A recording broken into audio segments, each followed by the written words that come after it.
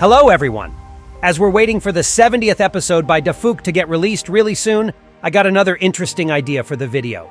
Today, I'm going to talk about those predictions I made in the past that eventually came out to be true. I'm really curious about the predictions I've made about episode 70 as well, so I really hope Dafuk will release another part soon. Now, get your tea and snacks ready and prepare to watch this video to the end, because I saved the craziest predictions for the best part. Let's go! Aside from those two buds, I've also made a prediction about Plungerman having a really special role in the future episodes of the series. In my analysis of episode 50, I've said the following thing. I'm glad he's alive, and I'm sure there's a special role for him in this show. Based on the information I got about him from the previous episodes, I always considered him a truly brave and powerful warrior, which could be easily distinguished in the crowd of other cameramen. And I simply couldn't hold on the idea that Dafuk wouldn't do anything special about him, because this guy really seemed to be a gem. So another thing I've said about him in my old analysis is how I expect some special storyline connected to him directly. Also, I'm expecting a specific Plunger cameraman storyline in the next episodes. He really deserves it. And that's exactly what happened afterwards in the series. So now Plungerman may be called one of the most well-recognized and iconic characters of Skibidi Toilet universe. There's another interesting prediction that I've made about Plungerman in the early stage of the series' development. Of course, guys, you do remember the events of the second part of episode 57, where Plungerman unsuccessfully tried to cure his giant friend from the parasite, but got badly injured in the end. So TV Woman had to do all the good work instead. And what if I'll tell you that it's exactly what I predicted a long time ago? In my analysis of episode 51, I've supposed that Plungerman's possible role was something more concrete than just being a badass. Once again, we see how fearless this warrior is, and I'm guessing what his true purpose is. He's most likely needed to destroy the parasite that infected Speakerman Titan. Plunger cameraman is small and very brave, which gives him the ability to stealthily climb onto Titan's neck and destroy the parasite. And this thought came to me not just once, but also in my Who G-Man Really Is video. As I said before, the Plunger cameraman looks like he's made for destroying parasites and protecting the Titans from them. And as the first part of episode 57 got released, it turned out that my quite brave prediction was true. In that surely memorable episode, we saw Plungerman trying to do that exact section of events I predicted for him to do earlier. He jumps on the infected Titan Speakerman's back in a sneaky way, apparently trying to get to the parasite occupying his big bro, and to quickly remove or destroy him. But unfortunately, this bold plan didn't seem to be successful, because Titan Speakerman reacts way too fast and damages his little friend quite badly. Despite the sad result, the point of Plungerman's mission was rather clear, and it was something that I also predicted in the analysis of episode 51. I'm sure in the next episodes we'll see the main mission of the Plunger cameraman and finally be able to bring back the infected Titan Speakerman. Another prediction that I've made was connected to the coolest technical upgrade ever produced by the cameraman scientists, and you can remember it from episode 63. Do you remember this epic scene where Plungerman simply destroys the Skibidi mutant while entering the battle on the advanced flying wheelchair? Well, guys, what if I'll tell you that I predicted the development of such a technology long before this episode was released? In my analysis of episode 54, I actually predicted the next totally awesome technical improvement that our Chad with plungers had gotten, and I connected it to the Mecha Scientist cameraman's genius mind. Listen to what I had mentioned in that analysis. Here, it's like all the Skibidi's muscles have contracted so he can't move, but he's alive. I'm sure the scientist chose this weapon to further explore this invention of the Skibidi Toilets. It is the exact technology that is more powerful than all guns and plungers. I bet that this wheelchair was created on the base of the Glitch toilet apparatus, who was apparently captured by the Alliance's scientists. Because in my analysis, I said how this Glitch toilet didn't seem to be perished. He was simply immobilized with the paralyzing darts Mecha Scientist had shot at him. And later, he was used for the Alliance's scientific research, in the process of which Plungerman's flying wheelchair had been created. Everything happens for a reason, I guess. Now it's time for that one prediction that I personally find to be just insane. Let's get far back to my video titled, Who G-Man Really Is, which is dated by the release of episode 53. And honestly, even stepping aside from the prediction itself, I must tell you guys that I've got a bunch of really interesting things in this video where I covered a lot of little to discuss secrets of Season 18. Now let's hear what I had said back then. I still don't understand why TV Woman didn't free Titan Speakerman from the parasite, by the way, since she has the ability to take control of Skibidi. Maybe we'll see that in the new 18th season of the show. You heard that right, folks. What I just said there is the direct foreseeing of the finale of the second part of episode 57. Because if you remember, in that episode, TV Woman had done the job Plungerman didn't succeed in. She teleported right on the infected Titan Speakerman's body and got to his back with ease, removing him from the parasite for good. And the next theory that I am really proud of is the one involving the possible inside content of the Skibidi Bunker. When the first part of episode 68 had come out, everyone got to be really curious about what might be happening inside of the bunker, and what exactly Big TV Man had been showing to that episode's POV cameraman, and I was no exception there. And I've got a really untypical thought regarding that matter, because it was not such a long time before Dafook's episode release, when the 17th episode of Dom Studios' Multiverse series came out. And in that episode, there was also a bunker appearing with multiple cool references to different horror films and games. So as I finished analyzing it, and then I saw the intriguing ending for the last part of episode 67 and the first part of episode 68, I was like, it actually seems kind of fitting. What if Dafook would actually get inspired by fan animation's works and incorporate something like this into his original series as well? I predicted that Dafook may lean into the horror side of things as well, and the next few episodes would be focused on the atmosphere instead of fighting and showing us new types of Skibidi. What we see further in episode 17 as we keep going deeper to underwater Skibidi Base is some spookiest stuff I've ever seen, both in the multiverse and the original series. We've been shown a bunch of new Skibidi types, and my guess is that we may also observe some of the weirdly cool things in the underground base. And I actually hit the spot here. The second part of episode 68, and especially the first part of episode 69, were really everything I expected them to be, and even more. And here's another thing I've said in my bunker video. I assume that this base will be kind of huge, and that the most part of it will be hidden deep underground. There, I said how I think that this one base will be hidden deep underground, because in the Dom Studios work, the base was underwater. So I've made a certain correlation here. And I still stand my ground by saying that I find the idea of Dafook appreciating and getting inspired by other fan creators' work really cool and refreshing. Maybe we will see the official collaboration between him and Dom Studio one day. Who knows? That would be really epic. And another correct prediction that I've made really early was about the role of Black Speakerman as a character.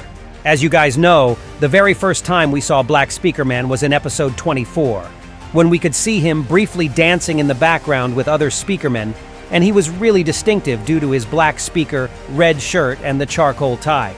My eye really caught him out of the whole crowd immediately. And although he hadn't been creating an impression of being something more than just a cool dancing dude, I had a feeling that he would eventually become a more complex and developed character. I've made a prediction that due to his unique appearance, he might one day become some kind of special agent of a member of the elite squad. I think this guy has more power than the regular Speakerman. We don't see him develop on the show, but I would really like to see him become one of the main characters along with Plungerman. And guess who appeared once again in episode 63 in all his glory? Although some people speculate that those are different characters, I really stick to the idea that it's the same guy who's been put into some really good use sometime later. And I've made the same prediction in another video of mine too, which was called Legendary Plunger Cameraman. Perhaps in the future, we will see another brave warrior, but already from the race of Speakermen. And another really dramatic prediction that I've made was the one Simp cameraman that could be found in my analysis of the first part of episode 57. And this is just crazy, guys, so hold tight not to miss anything. So, when my analysis for the first part of episode 57 came out, Dafook hadn't released the second part of it yet, so we had been waiting for it with the held breath. And that's what I said. Then there's a reason we're shown the love story between TV Woman and the Simp cameraman. What if along with unrequited love, we see TV Woman's betrayal? That would be really emotional. I think we'll see that in part 2. I assumed that there would be the sad continuation of the love story between Simp cameraman and TV Woman from episode 54, where she rejected his advances. And I said that I would expect some sort of TV Woman's betrayal. And guess what happens in the very next part of the same episode? Yep, that's right. Simp cameraman gets badly injured in the battle where gigantic creatures were being involved, and what TV Woman does is saves wounded Plungerman only, while leaving her unlucky admirer on the battlefield. Honestly, this scene simply shocked me when the second part of episode 57 had been released. I mean, I did expect it coming, but at the same time, I still didn't. What a time to be alive that was, my friends. Now let's move on to another prediction that turned out to be true. Do you guys remember the epic appearance of the heavily upgraded Titan TV Man in the third part of episode 67? Sure thing you do, because it blew everyone's mind at the time. But the oldest subscribers of my channel should actually remember how I predicted such an emergence of him full of new, cool improvements a very long time ago. In the end of my analysis of episode 49, I said that I expect Titan TV Man to get repaired in the main cameramen's laboratory after the battle he had experienced in episode 47. And that he may also get upgraded. Also, I'm pretty sure that this lab will repair the TV Man Titan. If you guys remember, his TV screen was cracked due to the knife attack produced on him by the infected Titan Speakerman, who launched at him sneakily from the behind. In my analysis, I stated that I expect to see his damaged TV screen removed and replaced by something more interesting and not so vanilla in the future episodes. And guess what we saw in the third part of episode 67? That was our good old Titan TV Man with the bajillions of upgrades, based on the modernity of his new cool TV screens. Also, in my analysis of episode 63, I said how I expect the upgraded Titan TV Man to show up and help his friends in battle soon. I think if the improved Titan TV Man comes back during the battle and helps his friends, it will be mega epic. Which is exactly what happened in the third part of episode 67. If you guys remember, that's exactly what happened there. Titan TV Man showed up in the right moment during the heated battle all the big boys were involved into and prevented the possible destruction of Titan Cameraman. He also got a pretty neat opportunity to brag with his new upgrades and modernized TV screens, and that was what I actually expected him to do. But my predictions about the new possible upgrades didn't touch only Titan TV Man. In my video titled, Who G-Man Really Is, I talked about how the infected Titan Speakerman can also get some possible powerful upgrades in the future episodes in order to confront the Alliance powers with more success. Because at the moment of the episode released, Skibidi Army seemed to clearly be the losing one in the war. So it needed some real reinforcement, and the infected Titan Speakerman could be the right opportunity to play such a role. Also, I'm guessing that while TV Man Titan was recovering and improving, the infected Titan Speakerman might have been upgraded as well. And I didn't stop just there. But I also predicted two things. First, I mentioned how the nature of the infected Titan Speakerman's future defenses would be the raised level of protection for the parasite controlling his body. And the second thing is that I also predicted the new G-Man's improvements concentrated on adding more protection and arms for him. The toilets have clearly been losing in recent episodes, but we don't see either G-Toilet or the infected Speakerman. They both seem to be on an upgrade at the Skibidi Scientist Lab. Speakerman Titan can build a strong defense against the parasite, and G-Toilet can be made well protected and more heavily armed. So, in episode 57, we saw Titan Speakerman equipped with more advanced speakers protecting the place the parasite was sitting in. And what about G-Man is that in episode 67, during one of the most important battles, we saw the most advanced version of him that clearly had his strong points both in protection and combat. There's another moment where I've made the same prediction, but in another video of mine. In my analysis of episode 55, I mentioned how I expect to see the duo of the infected Titan Speakerman and G-Man being leveled up together soon. It's also possible that it's about G-Toilet and the infected Speakerman. They too were probably improved by Skibidi scientists, because we haven't seen them for a long time. Another prediction that hit right the spot dozens of episodes later was in my Speakermen Gone video, where I mentioned how, considering the raising levels of the Alliance's military power and Titan Cameraman going complete badass mode in fights with Skibidi Toilets, I expect the Alliance to expand further to the Skibidi Army territories, namely to their main base. We also see the cameramen defeat the Skibidi Toilets in recent episodes and kick them out of their territories. I think they are advancing towards the Skibidi Toilet base, and we all know now, guys, that the possible grand finale of the whole Skibidi Toilet series is about to happen inside of the main Skibidi base, the inners of which we saw in the second part of episode 68. And before that, we witnessed the whole military operation unfolded by the Alliance forces, the point of which was to get closer to the Skibidi base. And besides that, here's also yet another prediction that I managed to put almost back to the previous one. Just a moment later, I suspected how the Alliance would eventually move further to the Skibidi territories as they'll become stronger in order to complete the most important task, to set the infected Titan Speakerman free. Their goal is to free Titan Speakerman. I'm sure we'll find out what the reason for the missing Speakerman is when we see the denouement with their Titan. So, when episode 57 came out, we finally witnessed the whole process of Titan Speakerman being freed of his parasite ordeal that burdened him for so long. And the last but not least prediction I've made was in my analysis of episode 61, where I jokingly commented the emergence of Moist Critical's Skibidi, who is officially called Geeky Jesus Skibidi Toilet. There, I said how I expect Dafuk to put more funny or lighthearted references to the real people out there, or some celebrities to make the mood of the whole series brighter. First time we've seen Skibidi with the head of a real famous person.